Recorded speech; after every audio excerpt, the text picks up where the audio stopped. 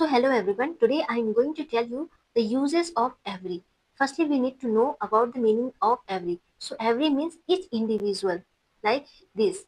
This is single individual. So remember, every means each individual considered one. It is not whole. Remember, it is not a whole. So we treat the subject as a singular, single person. Sentence singular with two condition. Remember, so first condition is singular noun with every. It's maybe in the beginning, in the mid, and in the end. Let us see with example. Every house looks beautiful. Here the every is used in the beginning with singular noun. What is singular noun? House. House is a he has lived in every village of India. So here the village is a singular noun and every is used in the mid. In the mid. Remember. Now the third, she travels to every country. Here the every is used with singular noun and singular noun is country with in the and these types of not commonly but these two types of mostly commonly used in speaking and writing purpose. Let's read only. Rani has been to every village in India. Every summer we have a holiday on the village. Mother looks different every time I see her.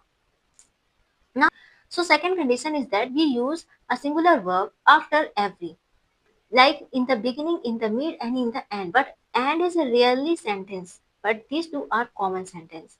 Like example, in the beginning sentence, every student needs a notebook. So here the every student, it is a singular singular noun. Student is a singular noun, and this is a in the beginning, and the verb is needs. That now the second in the middle. She checks every email carefully. So here the subject is she, and checks is a verb, singular verb. And in the end, ends rarely appears at the very end unless it's parts of time expressions. Like she comes here every Monday. So position of every in sentence. So the position of every in the beginning, in the mid, and in the end. So in the end, it is rarely not common, but the common one is these two. Okay. After every, that noun is always singular. Every girl, every boy, every man, these types. Verb always singular, like every girl has. We will not say every girl have. No.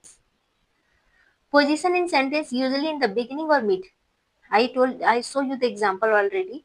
Tense restriction, there is no tense restrictions.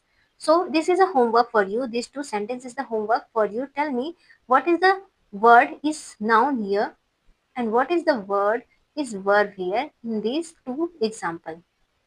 Tell me in the comment. And if you like this video and if you will get the information little bit, so give me a likes, share and subscribe. That's all. Thank you. Keep smiling.